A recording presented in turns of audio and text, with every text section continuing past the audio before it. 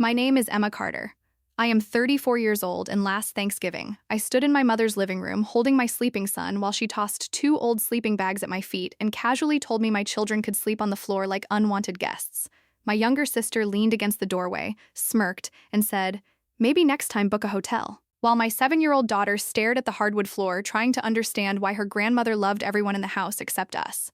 I worked as an emergency room nurse in Charlotte, North Carolina, pulling exhausting 12-hour shifts while raising 2 children alone after my husband cheated and disappeared. Yet somehow I still convinced myself that driving 4 hours every holiday to see my mother was worth the pain.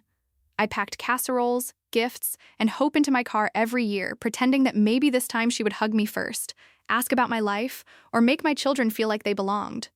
The moment we arrived, I knew nothing had changed because my sister's family occupied the best rooms. Her children ate from expensive china, and my kids were handed plastic plates as if they were temporary visitors instead of blood relatives. I swallowed the hurt silently, cutting my daughter's food while my mother praised my sister for being her greatest blessing and ignored the daughter who had sacrificed everything just to be there. That night shattered me when my daughter whispered, "Mommy, does Grandma even like us?" And I realized a child should never have to question her worth because adults refuse to love fairly. I laid my son inside the sleeping bag, watched my daughter curl up on the cold floor, and promised myself I would never again let my children beg for affection from people who treated them as an afterthought. What nobody in that house knew was that for 3 months, I had secretly been planning my mother's 65th birthday celebration, spending thousands of dollars and countless sleepless nights creating the perfect event because I wanted her to feel loved. I booked a beautiful riverside venue, hired caterers, arranged flowers, ordered her favorite carrot cake, invited relatives from several states, and paid for every single detail from overtime shifts I worked when my children were asleep. I never wanted credit because I believed love was something you gave quietly. So, every invitation simply said, "With love from your family," even though I was the only one sacrificing money and sleep to make it happen. I crossed winter coats off my budget spreadsheet to afford deposits, telling myself my children could wait because giving my mother happiness mattered more than buying myself peace. But lying awake that Thanksgiving night on hardwood floors beside my children changed something inside me, because I finally understood that love without respect becomes a prison, and sacrifice without appreciation becomes self-destruction. I quietly whispered to my daughter, "Pack your things, sweetheart." And before midnight, we drove away, leaving behind the house where I had spent years begging to be chosen. The next morning, my mother texted only one sentence: "Leaving without saying goodbye was rude." And not once did she ask whether her grandchildren slept safely or whether we reached home alive. I stared at that message for a long time before opening my laptop and looking at 14 contracts bearing my name.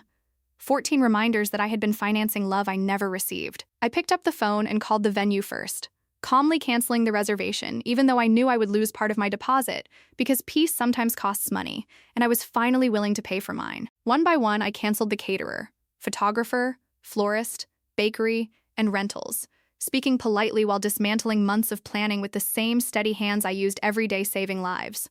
By Sunday afternoon, my mother received a phone call informing her that her birthday event had been canceled, and suddenly she discovered something nobody had bothered to tell her. I had built the entire celebration myself. Shock turned into panic as she realized thousands of dollars, dozens of guests, and every loving detail had come from the daughter she barely acknowledged. My phone exploded with calls from relatives, my sister, and eventually my mother. But I ignored every ring because for the first time in years, I wasn't trying to explain my pain to people who had watched me suffer in silence. 98 missed calls appeared on my screen. Each one proof that people finally notice your value the moment you stop giving it away for free. 3 days later, my mother and sister drove to my apartment demanding answers, expecting tears or guilt. But instead, they found a small home filled with drawings on the fridge and a budget sheet showing the words winter coats crossed out in red ink. That single line shocked them more than anything because it showed exactly what I had sacrificed for a woman who gave my children sleeping bags instead of beds. I placed every contract on the coffee table and slowly explained how I had worked extra shifts, skipped purchases, and poured my heart into a celebration nobody knew existed, while my mother sat speechless staring at proof of my love. Then I looked her in the eyes and said, "I didn't cancel your birthday, Mom. I canceled the version of our relationship where I give everything and receive nothing." My mother cried and accused me of punishing her. But for the first time, I refused to apologize for protecting myself because boundaries are not cruelty. They are the price people pay when they abuse your kindness. I told her my children deserved real beds, warm cookies, and unconditional love. And until she could offer those things, we would no longer pretend everything was fine. Eventually, her anger faded and fear took its place as she admitted she had been terrified since losing my father, clinging desperately to my sister because she lived nearby while pushing me away because I reminded her too much of the man she missed. I understood her pain completely, but understanding someone's wounds does not require accepting the wounds they inflict on you. When she asked me to rebook the party for my father's memory, I gently shook my head and said no, because love is not measured by how much suffering you tolerate, but by how honestly you protect your peace. The room fell silent as she realized her daughter had not become cruel. She had simply stopped abandoning herself to make others comfortable. Weeks later, a package arrived at my apartment containing 2 beautiful winter coats, one purple for my daughter and one red for my son, carefully folded without any note inside. It wasn't an apology. But sometimes people begin healing with actions long before they find the courage to say the words they owe you. Little by little, things changed as my mother started calling to ask about my shifts, baking enough cinnamon rolls for all the grandchildren, and preparing a real bedroom whenever we visited her house. My daughter no longer asked if Grandma loved us because there were cookies waiting on her nightstand in warmth where cold memories once lived. I never screamed, never slammed a door, and never demanded revenge, because the strongest thing I ever did was quietly pick up my children and walk away from a place that treated us as less than we deserved. Sometimes the softest words carry the greatest power, and sometimes the bravest act is teaching your children that love should never require them to kneel on a cold floor. That Thanksgiving changed my life forever because I finally learned that peace is worth more than approval, and self-respect is worth more than any seat at someone else's table.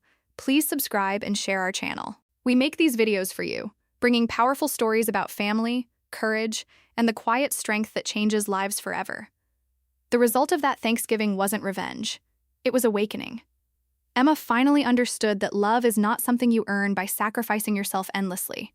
She stopped chasing approval and started protecting her children, her peace, and her dignity. The moment she walked away from that house, she broke a cycle of pain that had lasted for years. For Helen, the loss of her birthday celebration became the lesson she never expected. She realized too late that she had taken her eldest daughter's love for granted while rewarding the daughter who was simply more convenient. The empty seats at her birthday dinner reminded her that respect and affection cannot be demanded. They must be nurtured and returned. Paige also changed after that day.